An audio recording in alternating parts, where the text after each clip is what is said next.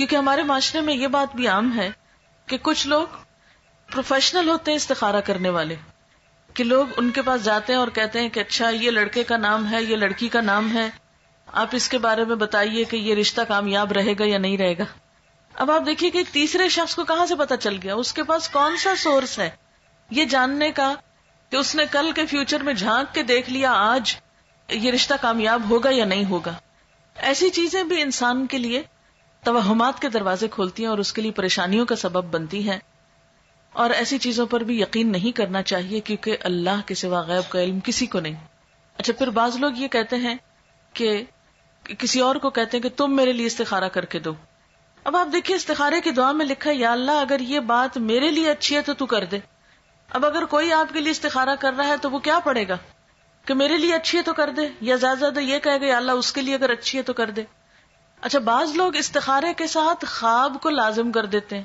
وہ کہتے ہیں استخارہ اور خواب لازم و ملزوم چیز ہے. اکثر لوگوں کو کہا جاتا ہے کہ استخارہ کر لیں تو پھر وہ کہتے ہیں اتنے دن استخارہ کیا ہمیں تو کوئی خواب نہیں آیا ابھی تک. ہمیں بہت سے لوگ اس پہ پریشان ہوتے رہتے ہیں، ہمیں نہیں سمجھ آتی، کوئی خواب نہیں آیا ابھی تک ہمیں. یاد رکھیے کہ قرآن اور سنت کی روشنی میں استخارے کے لیے خواب کا آنا کوئی ضروری نہیں ہے. وہ سمپلی کیا ہے، ایک دعا ہے، یا اللہ اگر یہ کام اچھا ہے تو مبارک ہو جائے، آسان ہو، نہیں اچھا تو اس کو ہٹا دے، دور کر دے مجھ سے. اگر آپ کی دعا قبول ہو گئی تو اس کام میں اگر بہتری ہوئی تو ہو جائے گا، اور اگر ہو گیا تو وہ مبارک ثابت ہو گیا، اور اگر بہتری نہیں تو وہ بات بننے ہی نہیں پائے گی. تو استخارہ نہ تو نکالا جاتا ہے اور نہ ہی نکلوایا جاتا ہے، استخارہ تو کیا جاتا ہے. اور استخارے کا مطلب کیا ہوتا ہے؟ خیر کی دعا مانگنا. ہمارے ہاں اس کا کانسیپٹ کیا ہے کہ ہم یہ سمجھتے ہیں کہ شاید استخارہ غیب کا علم جاننے کا نام ہے. اس کو ہم نے ایک طرح کی فال بنا لیا ہے، جبکہ فال لینا بھی اسلام میں پسندیدہ نہیں ہے، کیونکہ غیب کا علم تو اللہ کے سوا کسی اور کو ہے ہی نہیں. کل کیا ہونے والا ہے یہ کسی کو نہیں پتا. کوئی شخص بھی جو یہ غیب دانی کا دعویٰ کرے یا اس قسم کی کوئی بھی باتیں کرے وہ ہمارے دین میں پسندیدہ نہیں. اسی لیے ہمیں کسی نجومی کے پاس جانے سے منع کیا ہے، ہاتھ دکھانے سے منع کیا ہے، چھپی باتیں معلوم کرانے سے اور ذائچے بنوانے سے منع کیا گیا ہے، کیونکہ یہ ساری چیزیں انسان کے لیے نقصان دہ ہوتی. انسان توہمات کا شکار ہو جاتا ہے، انسان کوئی ڈیسیژن نہیں لے پاتا. اسی لیے ہمارے دین میں ایسی کوئی چیز نہیں کہ کالی بلی آگے نظر آ گئی راستے میں تو یہ منحوس ہے، یا کوا بول پڑا تو کوئی آ جائے گا، یا جوتی الٹ گئی تو کچھ ہو جائے گا. یہ چھوٹی چھوٹی چیزیں جو ہمارے معاشرے میں ہر کلچر میں کچھ نہ کچھ ایسی باتیں عام ہوتی ہیں کہ صبح سویرے اگر فلاں شخص سے ملاقات ہو گئی تو یہ میرے لیے اچھا نہیں. ہمارے دین میں کیا ہے کہ ہر خیر اور شر کا مالک اللہ ہے. کوئی کسی کو نقصان نہیں دے سکتا جب تک اللہ نہ چاہے، کوئی کسی کو فائدہ نہیں پہنچا سکتا جب تک کہ اللہ نہ چاہے. اس لیے ایک مومن جو ہوتا ہے وہ لوکانیات پہ، یعنی کاش یہ ہوتا، کاش وہ ہوتا، وہ اس پر اعتماد نہیں کرتا، اور نہ اس کی زندگی میں کاش ہوتا ہے. اور بہت زیادہ کاش کہنے سے بھی منع کیا گیا ہے کیونکہ یہ شیطان کا دروازہ کھول دیتا ہے. یعنی شیطان کو انسان کے دل میں وسوسے ڈالنے کا موقع مل جاتا ہے، انسان کے دلوں میں حسرتیں پیدا کرتا ہے. اب بعض اوقات ایسا ہوتا ہے نا کہ کوئی عزیز رشتہ دار گھر سے نکلتا ہے، اچانک کوئی ایکسیڈنٹ ہو جاتا ہے تو عموماً لوگ کہتے ہیں کاش آج وہ جاتا ہی نہ، کاش وہ آج ایسا نہ کرتا تو ایسا نہ ہوتا. تو بات یہ ہے کہ کاش کی وجہ سے کوئی چیز ٹلتی نہیں. تقدیر کے اوپر ایمان ضروری ہے، اور تقدیر پر ایمان لانے والا مطمئن ہو جاتا ہے، پرسکون ہو جاتا ہے، خوش رہتا ہے. کیونکہ اگر ہم تقدیر پر ایمان نہیں بھی رکھتے تو بھی آپ دیکھیں کہ اللہ کے فیصلوں کو ہم ٹال نہیں سکتے، ہم اس میں تبدیلی نہیں کر سکتے. اس لیے استخارہ غیب جاننے کا ذریعہ نہیں ہوتا. اس کا مسنون طریقہ کیا ہے؟ استخارہ کس طرح کرنا چاہیے؟ استخارہ زندگی میں جب بھی انسان کو کوئی اہم کام پیش آئے، کوئی اہم معاملہ سامنے آئے، تو اس موقع پر انسان کو 2 نفل پڑھ کر دعا مانگنی چاہیے. 2 نفل اس بات کے، اور وہ مسنون دعا کیا ہے؟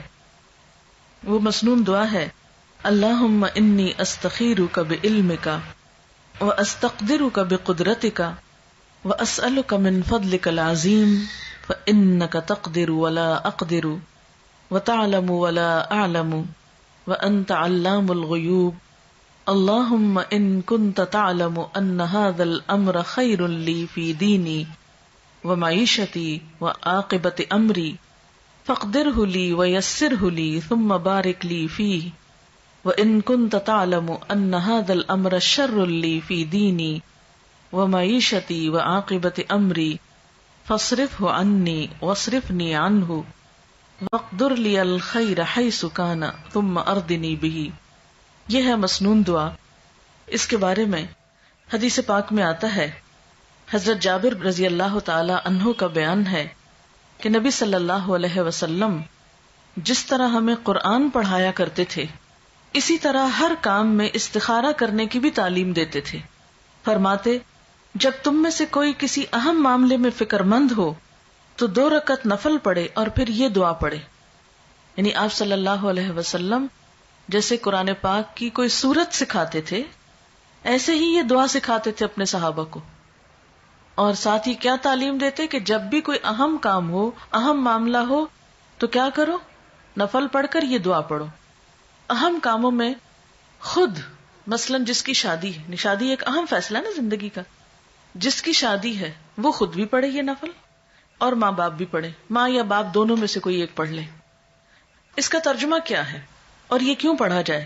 نبی صلی اللہ علیہ وسلم نے فرمایا استخارہ کرنے والا کبھی نامراد نہیں ہوتا، استخارہ کرنے والا کبھی نامراد نہیں ہوتا، مشورہ کرنے والا کبھی نادم نہیں ہوتا، اور کفایت شعاری سے کام لینے والا کبھی کسی کا محتاج نہیں ہوتا.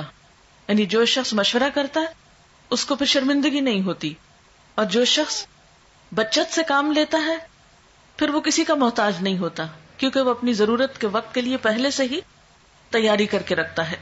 اور اللہ تعالیٰ سے استخارہ کرنا یعنی ایک طرح سے مشورہ کرنا بھی ہے اور خیر کی دعا مانگنا بھی ہے. یہ انسان کے لیے ایک سعادت کی بات ہے کہ وہ کسی اہم معاملے میں اپنے رب سے مشورہ کر رہا ہے اور پھر اس کے فیصلے پر راضی ہے. اور آپ جانتے ہیں کہ تقدیر پر راضی ہونا جو ہے، تقدیر پر راضی ہونا یہ ایمان کا حصہ ہے. جب ہم استخارہ کرتے ہیں اور اس کی دعا پڑھتے ہیں تو اس کا مطلب کیا ہے؟ دعا کا ترجمے سے ہی آپ کو پتہ چل جائے گا.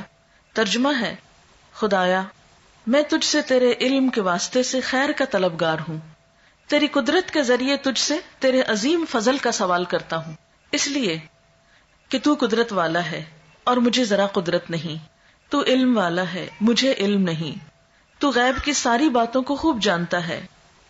خدایا اگر تیرے علم میں یہ کام میرے لیے بہتر ہے میری دین اور دنیا کے لحاظ سے اور انجام کے لحاظ سے تو میرے لیے اسے مقدر کر دے. یعنی جب کسی بھی کام کے لیے ہم استخارہ کریں تو اس کو ذہن میں رکھنا چاہیے کہ اگر یہ چیز میرے دنیا اور آخرت کے لحاظ سے اچھا ہے تو اس کو میرے لیے مقدر کر دے، یعنی میری قسمت میں کر دے، میرے لیے اس کو آسان کر دے، میرے لیے اس کو مبارک بنا دے. اور اگر تیرے علم میں یہ کام میرے لیے برا ہے میرے دین اور دنیا کے لحاظ سے اور انجام کے لحاظ سے تو اس کام کو مجھ سے دور رکھ اور مجھے اس سے بچا کے رکھ، اور میرے لیے خیر اور بھلائی مقدر کر دے جہاں کہیں بھی ہو، پھر مجھے اس پہ راضی بھی کر دے. کتنی خوبصورت دعا ہے.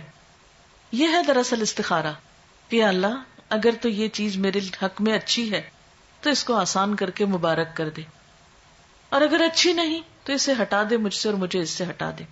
اب آپ سوچئے کہ اس استخارے کی دعا کا نتیجہ کیا ہونا چاہیے؟ یہی نا کہ یا تو کام ہو جائے یا پھر نہ ہو.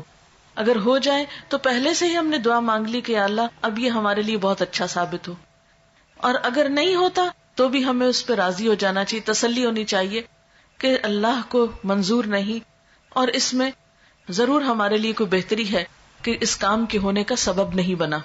اور اس طرح انسان جو بھی فیصلہ کرتا ہے اس پر نادم نہیں ہوتا، پشیمان نہیں ہوتا، بعد میں پچھتاتا نہیں. اگر کام کرنے کے بعد انسان سمجھتا ہے کہ بہت اچھا رہا، سب ٹھیک ہو گیا اور اچھا رہا، تو بھی کیا سمجھتا ہے کہ یہ میرے رب نے مجھے عطا کیا ہے، اس کو کوئی تکبر نہیں آتا اس پر. اور اگر کام ہو جاتا ہے اور بعد میں دیکھتا ہے کہ اس کا نتیجہ اچھا نہیں نکلا تو بھی اس میں ندامت نہیں ہوتی کہ میں نے تو اللہ سے دعا کی تھی، اگر پھر بھی ٹھیک نہیں ہوا تو اس میں بھی ضرور میرے لیے کوئی سبق ہوگا.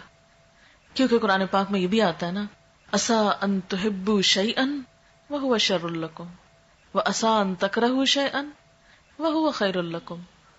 ہو سکتا ہے کہ ایک چیز تمہیں بہت پسند ہو اور وہی تمہارے لیے اچھی نہ ہو، اور یہ بھی ہو سکتا ہے کہ ایک چیز تمہیں بالکل اچھی نہ لگتی ہو، تمہارے دل کو نہ بھاتی ہو، اور اس میں تمہارے لیے بہت بڑی بھلائی ہو. اس لیے آپ صلی اللہ علیہ وسلم نے کیا فرمایا کہ استخارہ کرنے والا کبھی نامراد نہیں ہوتا. اچھا، اب آپ دیکھیے کہ جیسا کہ آپ صلی اللہ علیہ وسلم نے فرمایا ہے کہ خدا سے استخارہ کرنا اولاد آدم کے لیے سعادت کا باعث ہے. تقدیر پہ راضی ہو جانا بھی اولاد آدم کے لیے سعادت یعنی خوش قسمتی کی بات ہے، اور انسان کی بدبختی یہ ہے کہ وہ اللہ سے استخارہ نہ کرے اور خدا کی قضا پر یعنی تقدیر پر ناخوش ہو. یہ بدبختی کی بات ہے. اچھا، یہ ہے استخارے کی روح اور یہ ہے اس کی جسٹ.